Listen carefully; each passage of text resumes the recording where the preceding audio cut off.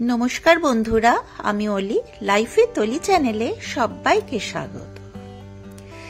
শীতকালে কিন্তু বিভিন্ন রকমের সবজি পাওয়া যায়, আর এই বিভিন্ন রকমের সবজি দিয়ে কিন্তু আমরা বিভিন্ন রকমের রেসিপি বানিয়ে থাকি। তবে এই শীতের সবজি দিয়ে যদি বানানো যায় খিচুড়ি, তাহলে কিন্তু এর স্বাদ ভীষণই ভালো হয়। তাহলে সামনেই আসছে সরস্বতী পুজো। এই সরস্বতী পুজো উপলক্ষে কিন্তু আমরা খুব সহজেই এই নানা রকম শীতের সবজি দিয়ে আমরা ভোগের খিচুড়ি খুব সহজেই বানিয়ে নিতে পারি। আর সাথে যদি হয় ভোগের জন্য নিরামিষ বাঁধাকপির তরকারি, তাহলে কেমন হয় বলুন তো? তাহলে আসুন দেখে নেওয়া যাক আমি এই শীতের সবজি দিয়ে বাঁধাকপির তরকারি আর ভোগের খিচুড়ি কিভাবে বানাই। আপনারা প্রত্যেকেই হয়তো জানেন কিভাবে বানাতে হয়, তবুও আমি কিভাবে বানাচ্ছি সেটাই দেখে নেওয়া যাক আমার আজকের এই ভিডিওটিতে। তাহলে আসুন প্রথমে আমি ভোগের বাঁধাকপি কিভাবে করব সেটাই দেখাবো। তো ভোগের বাঁধাকপি আমি প্রথমে বাঁধাকপিটাকে খুব ভালো করে সরু সরু ঝিরিঝিরি করে কেটে নিয়েছি, আর ডুমো ডুমো করে আলুও কেটে নিয়েছি। সর্ষের তেল 2 টিস্পুন মতন দিয়ে গরম করে তাতে একটা শুকনো লঙ্কা আর দিয়ে দিয়েছি 5 ফোড়ন 1 টিস্পুন, আর দিয়েছি 2 এলাচ, দারচিনি, লবঙ্গ আর জয়ত্রীর পাপড়ি। ফোড়নটা একটু নাড়াচাড়া করে বেশ সুন্দর একটা ফ্লেভার বেরোতে আমি টুকরো করে কেটে রাখা আলুটা ওর মধ্যে অ্যাড করে দিয়েছি ভেজে নেওয়ার জন্য। ওতে সামান্য পরিমাণে নুন অ্যাড করে দিলাম। নুনটা আপনারা আপনাদের প্রয়োজন মতন দেবেন।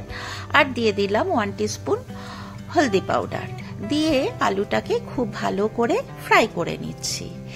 এই ভোগের যে বাঁধাকপিটা বানাবো তাতে কিন্তু আমি 1 ফোঁটাও জল দেব না। তো এই যে দেখুন, এবারে আমি দিয়ে দিলাম একটা টমেটো টুকরো টুকরো করে আর আদা কাঁচা লঙ্কা বাটা দিয়ে আবারও আলুটাকে খুব ভালো করে কষিয়ে নিচ্ছি।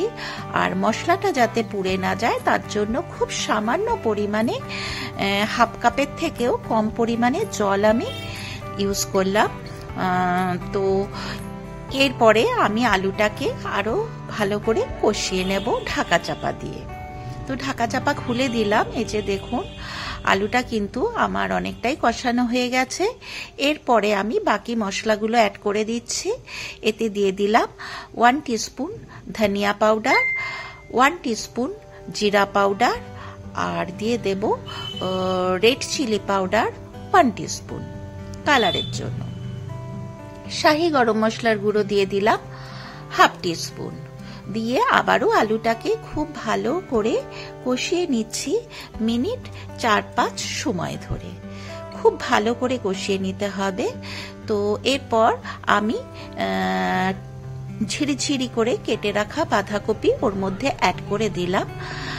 এরপরে আমি বাঁধাকপিটা দিয়ে আমি খুব ভালো করে আলু মশলার সাথে এটাকে কষিয়ে নেব বেশ কিছুক্ষণ সময় ধরে। এতে কিন্তু 1 ফোঁটাও জল ইউজ করার কোনো দরকার নেই। বাঁধাকপির নিজস্ব একটা জল বেরোয়, তাতেই কিন্তু বাঁধাকপিটা খুব সুন্দরভাবে সুসেদ্ধ হবে। এই যে দেখুন বাঁধাকপিটাকে আমি খুব ভালো করে নাড়াচাড়া করে নিচ্ছি সমস্ত মশলার সাথে।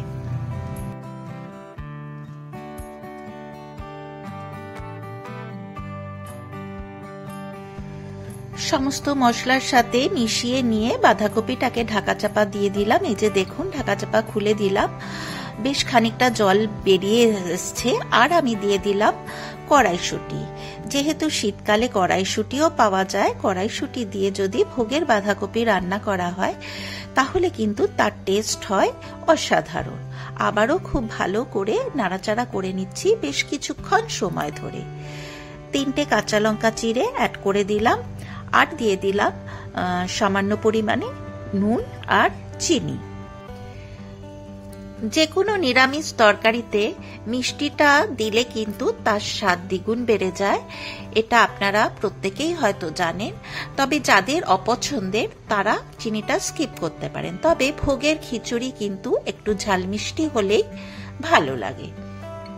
এই যে দেখুন, ঢাকা চাপা দিয়ে আমি পুরো রান্নাটা করে নিলাম, আর শেষে আমি দিয়ে দিলাম 1 টিস্পুন ঘি। ঢাকা চাপা খুলে আবারও নাড়াচাড়া করে সবকিছু মিশিয়ে নিচ্ছি। এই যে দেখুন কত সুন্দর কষা কষা হয়েছে বাঁধাকপিটা। এইভাবে যদি আপনারা বানিয়ে না থাকেন, একবার অবশ্যই বানিয়ে দেখবেন, আশা করি আপনাদের ভালোই লাগবে। আর সামনেই আসছে সরস্বতী পুজো। এই সরস্বতী পুজো উপলক্ষে যদি এই রকম ভোগের বাঁধাকপি আপনারা বানিয়ে দেন ঠাকুরের সামনে, তাহলে কিন্তু ভীষণই ভালো হবে। এটা দেখতে যতটা সুন্দর হয়েছে, খেতেও কিন্তু ঠিক ততটাই ভালো হবে।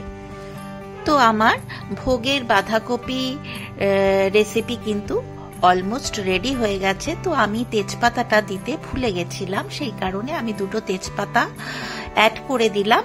দিয়ে আবারও খুব ভালো করে নাড়াচাড়া করে একটু মিশিয়ে নিচ্ছি, যাতে তেজপাতার যে সুগন্ধ সেটা ওর মধ্যে এসে যায়। এই যে দেখুন, এই হচ্ছে আমার ভোগের বাঁধাকপির ফাইনাল লুক। কেমন হয়েছে অতি অবশ্যই একটা লাইক, শেয়ার, কমেন্ট করতে ভুলবেন না। একটা পাত্রের মধ্যে আমি পরিবেশন করার জন্য নিয়ে নিচ্ছি। তো এই যে দেখুন, আমার ভোগের বাঁধাকপি কিন্তু অলমোস্ট ডান। এই হচ্ছে ওর ফাইনাল লুক। এরপরে আসুন ভোগের খিচুড়ি আমি কিভাবে বানাই শীতকালীন সবজি দিয়ে। তো খিচুড়ি বানানোর জন্য আমি মুগ ডাল নিয়ে নিয়েছি, সোনা মুগ ডাল। আর আপনারা প্রত্যেকেই জানেন গোবিন্দভোগ চাল আর সোনা মুগ ডাল দিয়েই ভোগের খিচুড়িটা হয়। তো ডালটা আমার ভালো করে ফ্রাই হয়ে গেছে। তো এরপরে আমি ডালটাকে ভালো করে ধুয়ে নিলাম। তো চালটা ধোয়া আমি আর দেখালাম না। তো ডালটা আমি একটু ধুয়ে ভালো করে হাঁড়িতে জল দিয়ে আমি কিছুটা সেদ্ধ করে নিয়েছি। তারপরে আমি গোবিন্দভোগ চালও ধুয়ে নিয়েছি। এগুলো আর আপনাদের দেখালাম না, এগুলো দেখাতে গেলে কিন্তু ভিডিওটা অনেক বড় হয়ে যাবে, সেই কারণে আমি ডাল ধোয়াটা আপনাদের দেখাইনি। তো আমি সবকিছু অ্যাড করে হাঁড়িতে ফুটতে দিয়েছি। এদিকে কড়াইতে সর্ষের তেল অ্যাড করে নিয়েছি। যেহেতু খিচুড়ির সর্ষের তেলেই ভালো হয়, আর ওতে তেলটা গরম হতেই আমি 2টো এলাচ, দারচিনি আর 1 টিস্পুন গোটা জিরে আর শুকনো লঙ্কা আর তেজপাতা আমি সমস্ত কিছু অ্যাড করে আমি ফোড়নটাকে একটু ভাজা হতে দিয়েছি। তারপরে আলু কেটে রেখেছি, নতুন আলু দিয়েই করব। নতুন আলু, ফুলকপি, কড়াইশুঁটি, টমেটো। আপনারা আপনাদের পছন্দ মতন আরো সবজি দিতে পারেন, গাজর, শিম। তো আমি আর গাজর, শিম দিইনি, শুধু আলু, ফুলকপি, কড়াইশুঁটি। এরপরে আমি 1 টিস্পুন নুন অ্যাড করে দিয়েছি। তো নুনটা দিয়ে আমি আলুটাকে প্রথমে ফ্রাই করে নিচ্ছি, আর দিয়ে দিলাম 1 টিস্পুন হলদি পাউডার। 2টো দিয়ে আমি আলুটাকে একটু ফ্রাই করে নিচ্ছি মিনিট 3-4 সময় ধরে। আলুটা ফ্রাই হয়ে গেছে। এরপরে আমি ফুলকপি কেটে রেখেছি, ধুয়ে ভালো করে একটু ভাপিয়েও নিয়েছি কপিটাকে। তো ওগুলো আর আপনাদেরকে দেখাইনি, তো তার কারণ ওগুলো সবই যদি দেখাতে যাই তাহলে কিন্তু ভিডিওটা অনেক বড় হয়ে যাবে। তো কপিটাও ওর মধ্যে অ্যাড করে আমি ফ্রাই করে নিলাম। আর 1/2 ইঞ্চি আদা নিয়েছি, সেটাকে আমি গ্রেটারে গ্রেট করে অ্যাড করে দিচ্ছি। এর মধ্যেই আমি সমস্ত মশলা কষিয়ে নেব আলু আর ফুলকপির সাথে।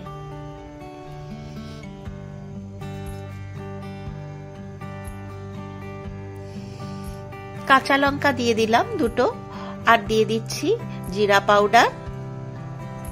তারপরে আলু, ফুলকপি সমস্ত মশলার সাথে আবারও খুব ভালো করে কষিয়ে নিচ্ছি মিনিট 4-5 সময় ধরে। এরপরে আমি কড়াইশুঁটিও অ্যাড করে দিলাম। কড়াইশুঁটিটাকেও ওর সঙ্গে একটু কষিয়ে নেব।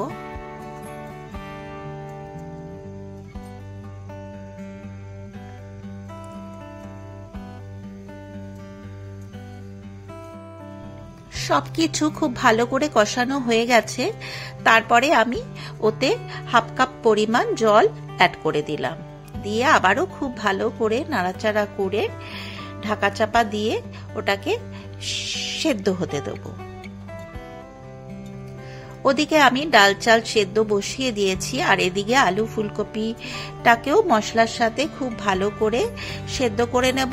তাহলে কিন্তু আমার খিচুড়ি রান্নাটা খুব তাড়াতাড়ি হয়ে যাবে। ঢাকা চাপা দিয়ে দিলাম, ঢাকা চাপা খুলে দিলাম, তো প্রায় 80% সেদ্ধ হয়ে গেছে। আর এতে আমি 2 টিস্পুন চিনিও অ্যাড করে দিলাম। খিচুড়িও কিন্তু একটু ঝাল মিষ্টি হলেই ভালো লাগে, সেই কারণেই আমি মিষ্টিটা 2 টিস্পুন দিয়েছি। আপনারা আপনাদের পছন্দ মতন দেবেন। আর আবারও 2টো শেষে কাঁচা লঙ্কা অ্যাড করে দিলাম, যাতে ঝাল মিষ্টির পরিমাণ সমান হয়। 1/2 টিস্পুন ঘিও অ্যাড করে দিলাম, আবারও ঢাকা চাপা দিয়ে দিলাম। এরপরে এদিকে দেখুন হাঁড়িতে আমার চাল ডালও কিন্তু সেদ্ধ হয়ে গেছে, আর ওদিকে আলু ফুলকপিও সেদ্ধ হয়ে গেছে।